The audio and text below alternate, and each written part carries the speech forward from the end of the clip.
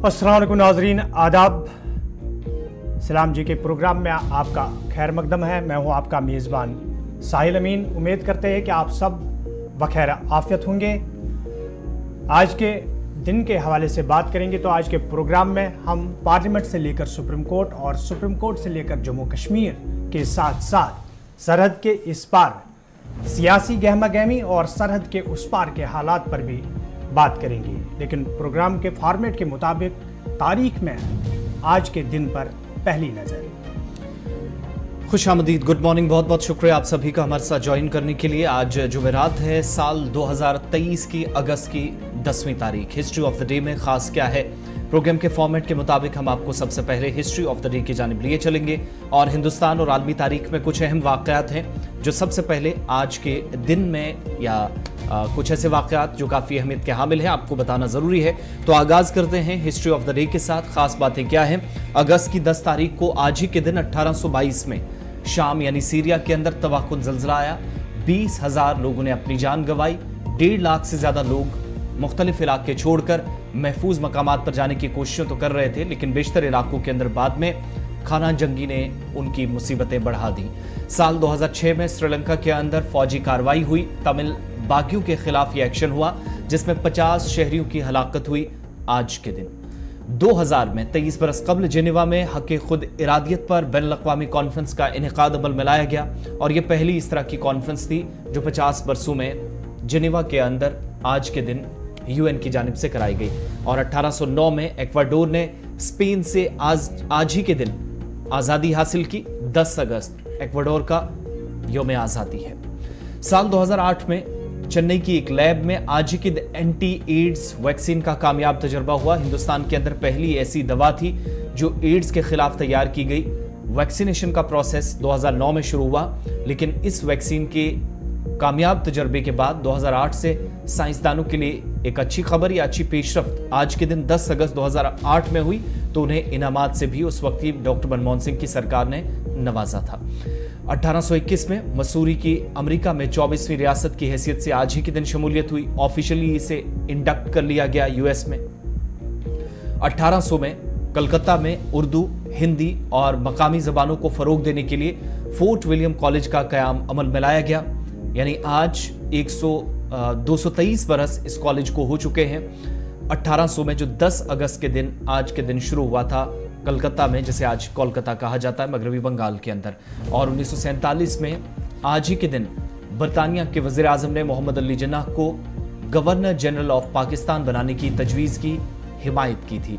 14 अगस्त से पहले यह हम पेशरफ्त थी जब भारत पाकिस्तान आज़ाद हुए, लेकिन मोहम्मद अली जिन्नाह क्या पाकिस्तान के गवर्नर जनरल बनेंगे या नहीं, इसका फैसला बरतानवी पीएम पर छोड़ा गया। 10 अगस्त को उनके सामने तजवीज़ पहुंची जिसकी हिमायत उन्होंने 1947 में आज के दिन कर दी।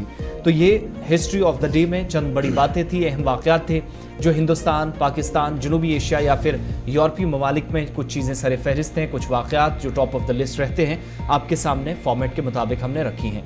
प्रोग्राम का अगला पड़ाव खबरों का रहेगा। शुरुआत खबरों के साथ करेंगे और पहली खबर आज सुप्रीम कोर्ट से, क्योंकि 5वां दिन है और अमीन आज दफ़ा 370 पर समाअत कंटिन्यू होगी। दफ़ा 370 पर सुप्रीम कोर्ट में समाअत जारी, आज 5वां दिन। लेकिन उसके साथ साथ सबकी नज़रें जम्मू कश्मीर के लोगों की खास नज़रें सुप्रीम कोर्ट पर, क्योंकि जिस तरीके से लगातार पिछले 4 दिन सुप्रीम कोर्ट के अंदर दफ़ा 370 को लेकर बहस हुई है, उससे कहीं ना कहीं जम्मू कश्मीर के लोगों में उम्मीद जाग गई है और सियासतदान भी मुतमईन ही नज़र आ रहे हैं जिस हद तक समाअत हो रही है। लेकिन आज 5वां दिन है। 5वें दिन जहां पहले कपिल सिब्बल ने जो वक्त उसको दिया गया था उसने अपने वक्त में अपनी दलाइल पेश किए। कल के दिन में दलाइल पेश किए गए और आज 5वें दिन भी दलाइल पेश किए जाएंगे सुप्रीम कोर्ट के अंदर। बिल्कुल, आज भी दलाइल पेश होंगे। कुल मिलाकर 70 घंटों का वक्त मुकर्रर किया गया है। 18 वकला है जिनने अपनी अपनी बात रखनी है। लेकिन जहां तक आज पेशरफ्त होनी है, आज सीनियर एडवोकेट जफर शाह जो कि नुमाइंदगी कर रहे हैं बार एसोसिएशन कश्मीर की, बार एसोसिएशन जम्मू कश्मीर की, उनकी तरफ से आज अपनी हेयरिंग जो है वो दूसरे दिन में दाखिल हो जाएगी, तो वो अपनी बात आज कंटिन्यू रखेंगे। इसके अलावा एडवोकेट राजीव धवन जो कि जम्मू कश्मीर पीपल्स कॉन्फ्रेंस की जानिब से जो अर्जी दायर की गई थी उस अर्जी की समाअत करने में कलीदी रोल अदा करेंगे, यानी जेकेपीसी के वकील हैं। और इस सिलसिले में पार्टी लीडरान बशमूल पार्टी सरबराह सज्जाद गनी लोन जो नई दिल्ली में मौजूद हैं, उनने मुलाकात भी देर रात की है राजीव धवन एडवोकेट के साथ। और आज जब मुजफ्फर शाह अपने दलाइल मुकम्मल करेंगे और उसके बाद फौरन से राजीव धवन अपनी बात रखना शुरू करेंगे 370 की तनसीक के हवाले से।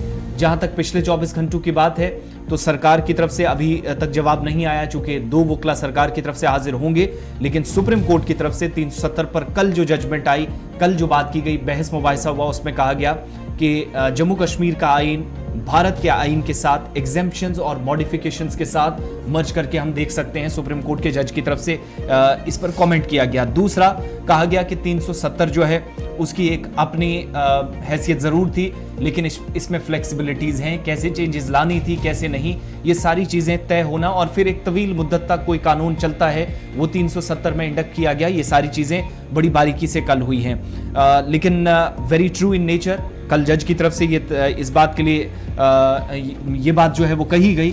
दूसरी तरफ बार बार जिस चीज़ पर फोकस किया जा रहा था, पहले 10 घंटे कपिल सिब्बल ने और उसके बाद गोपाल सुब्रमण्यम, जिनकी तस्वीर भी आप देख रहे हैं, इनकी तरफ से कल भी इस बात पर फोकस रहा, जोर रहा, बार बार ये कहते रहे कि आर्टिकल 356 का हवाला देते हुए, कॉन्स्टिट्यूंट असेंबली के डिबेट्स का हवाला देते हुए कि बगैर कॉन्स्टिट्यूंट असेंबली या फिर जो उस वक्त एक तरह से मजाज अथॉरिटी आप समझ सकते थे, अगर वो नहीं है तो तब तक किसी भी तरीके से 370 की तनसीक या इसके साथ छेड़छाड़ या तरमीम के हवाले से कोई इकदामात नहीं किए जा सकते। बहरहाल ये सारी बातें हैं जो अभी बहुत सारे पन्ने खुलने हैं। अभी सिर्फ समाअत जो हुई है वो 20 घंटे के आसपास हुई है।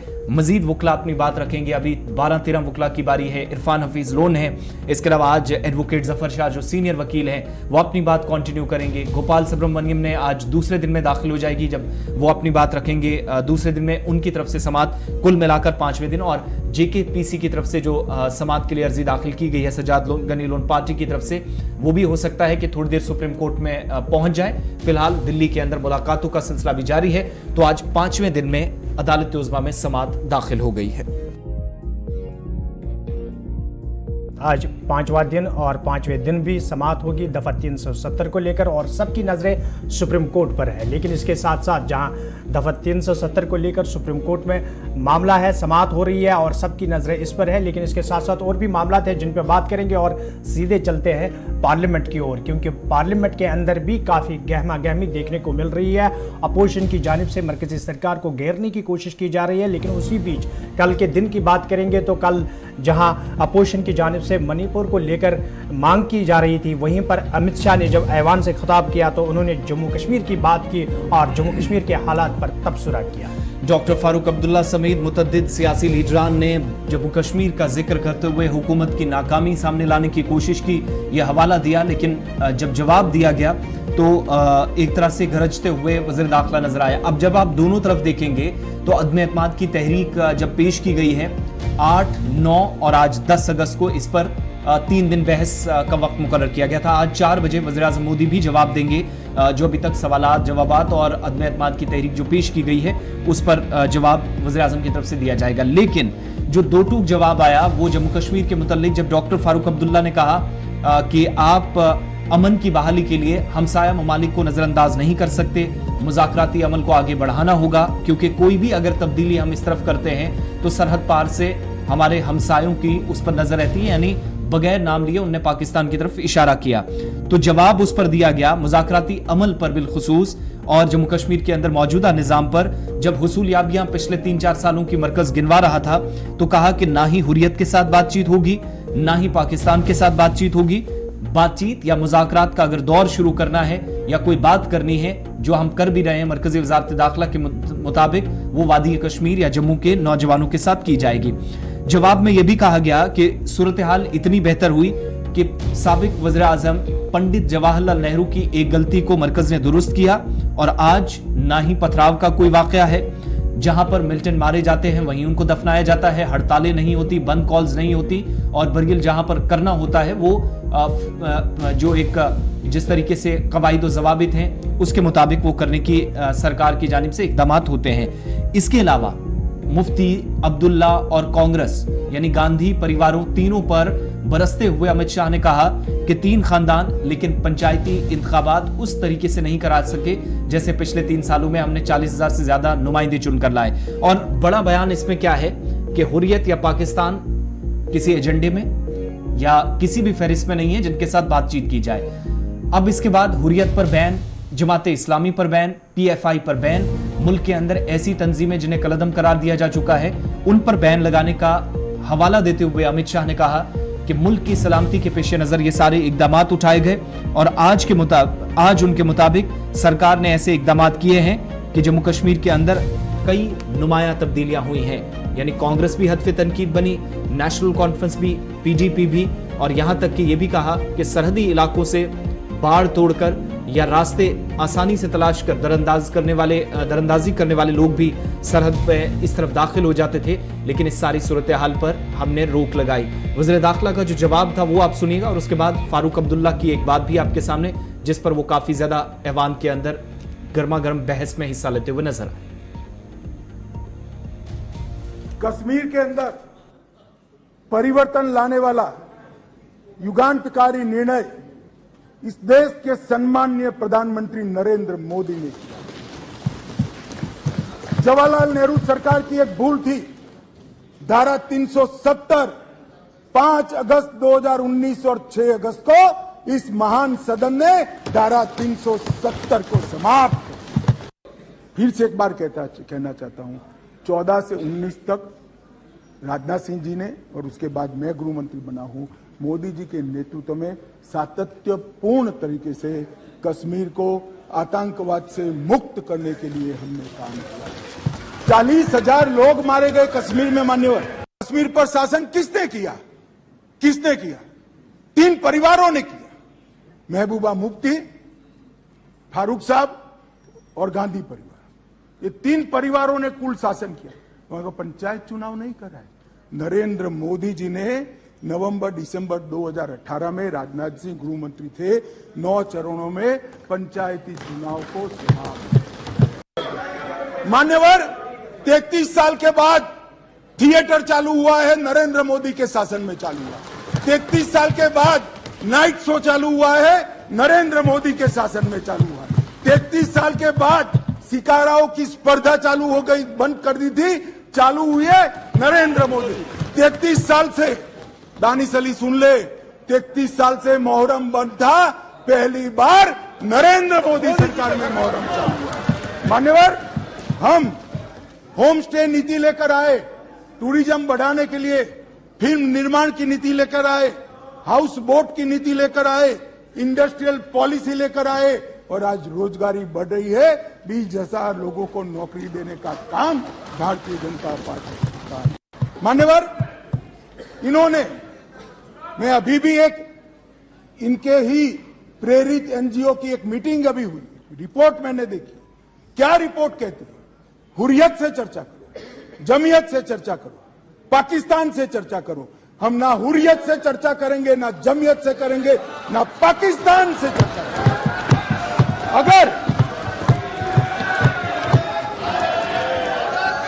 मान्यवर, अगर हम चर्चा करेंगे तो घाटी के युवाओं से चर्चा करेंगे, वो हमारे अपने हैं, हम उनके साथ चर्चा करेंगे। मान्यवर, हुर्रियत पर हमने पाबंदी कर दी, जमायत इस्लामी पर कश्मीर में पाबंदी कर दी, आतंकवादियों के समर्थन को चुन चुन कर नौकरियों से हटाया। अब किसी भी आतंकवादी की मृत्यु का जनाजा नहीं निकलता है, क्योंकि जो जहां मारा जाता है वही दफन किया जाता है।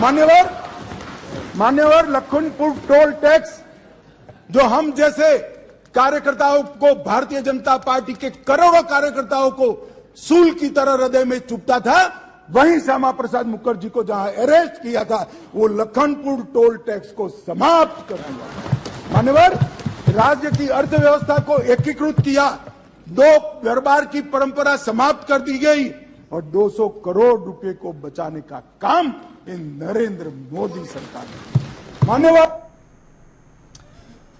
जम्मू कश्मीर के अंदर नरेंद्र मोदी की सरकार आने के बाद अमित शाह पार्लियामेंट के अंदर इस पर बात कर रहे थे और बात हो रही थी किस तरीके से पिछले 9 सालों के दौरान जम्मू कश्मीर की तस्वीर बदल गई और खासकर वादी कश्मीर के अंदर जो सूरत हाल पिछले 33 साल से देखी जा रही थी, उस सूरत हाल को किस तरीके से बदला जा सकता है। और एक बार फिर अगर हम बात करेंगे जम्मू कश्मीर के सियासतदानों की, तो बार बार ये बात सामने आ रही है कि भारत और पाकिस्तान को जम्मू कश्मीर के मसले को लेकर बातचीत करनी चाहिए, लेकिन अमित शाह ने कल एक बार फिर पार्लियामेंट के अंदर इस बात को साफ किया कि किसी फिरके के साथ बात नहीं होगी, अगर बात होगी तो वो जम्मू कश्मीर के नौजवानों के साथ बात होगी। ये पार्लियामेंट के अंदर की बात और पार्लियामेंट की ही बात करेंगे। पार्लियामेंट के अंदर जहां कल मरकजी वजीर स्मृति ईरानी ने कश्मीरी पंडितों को लेकर ऐवान को जानकारी दी और कहा कि किस तरीके से कश्मीरी पंडितों को वहां पर निकाला गया, और मुकामी मुसलमानों को टारगेट बनाते हुए स्मृति ईरानी ने कहा कि मुसलमानों की जानिब से इन कश्मीरी पंडितों को वहां से निकाला। वहीं पर फारूक अब्दुल्ला को ये बात ज़्यादा बर्दाश्त नहीं हुई पार्लियामेंट के अंदर, और उन्होंने लगभग 4 साल के बाद पार्लियामेंट के अंदर अपने उस जज्बाती अंदाज में जवाब दिया कि जिस तरीके से बात को पेश किया जा रहा है असल में हकीकत ये नहीं, बल्कि जब वो चीफ मिनिस्टर थे तब भी कुछ इकदाम उठाए गए थे कश्मीरी पंडितों के हवाले से। डॉक्टर फारूक अब्दुल्ला के मुताबिक सरहद पार से ऐसी साजिशें भी बनी, उन्हें टारगेट किया गया, उनके लीडरान के ऊपर हमले हुए, मिलिटेंट अटैक्स किए गए, लेकिन उसके बावजूद भी जो उनकी कोशिश थी, सेंट्रल कश्मीर हो, साउथ कश्मीर हो, उन्होंने खुद कश्मीरी पंडितों के अपने दौरे इक़्तिदार में गाड़ियां रोककर उन्हें अपने घरों के अंदर बसाया। और हुकूमत का जो जवाब था कल ऐवान के अंदर, उस पर हालांकि काफी ज्यादा तकरार भी हुआ, बीच में नित्यानंद राय भी खड़े हो गए, लेकिन डॉक्टर फारूक अब्दुल्ला के मुताबिक ये कहना सरासर गलत है कि उनके होते हुए इकदाम नहीं उठाए गए। उनके मुताबिक मरकज के साथ, रियासती हुकूमत के साथ मिलकर हमने काम किया, लेकिन कुछ चीजें हुई, कुछ गलतियां, कुछ कोताहियां, लेकिन इसके बावजूद भी हमने कई कश्मीरी पंडितों को वापस घरों के अंदर बसाया, कश्मीर नहीं छोड़ने दिया। लेकिन हुकूमत जवाब दे कि 8 वर्षों में कितने कश्मीरी पंडित वापस अपने घरों को लौटे हैं। You remember? I was chief minister. And I tried to bring Kashmiri Pandits back home. Gujral Sahib was the Prime Minister here. And when we tried, the forces from across the border killed innocent Kashmiri Pandits in a village near Gandarbal. Immediately we stopped those 50 vehicles that had to bring them back home. And to this day I must tell you, how many Kashmiri Pandits have you brought back in these 10 years? None. And don't forget, I was chief minister, sitting in the assembly, please. And they came to attack the assembly. 5 minutes before I had left the assembly because I had to meet the governor. And what happened? Please listen, please listen, please listen. They came to the assembly and said, "Where is Farooq?" They didn't know me where I was. They killed 40 people. Do you ever remember them? Do you ever talk of them? Do you ever say what happened to them? We stood because we wanted to stand by this nation. Please remember. So don't say that we are not. Doctor Farooq Abdullah जवाब दे रहे थे जब मरकजी वजीर की जानिब से जम्मू कश्मीर के हवाले से बात की गई और कश्मीरी पंडितों के हवाले से बात की गई, तो उस पर डॉक्टर फारूक अब्दुल्ला ने ऐवान को बताया कि जब वो वजीर आला थे तो उनकी जानिब से भी कोशिश की जा रही थी कि किस तरीके से कश्मीरी पंडितों की हिफाजत को यकीनी बनाया और उनको वादी से बाहर जाने ना दिया जाए।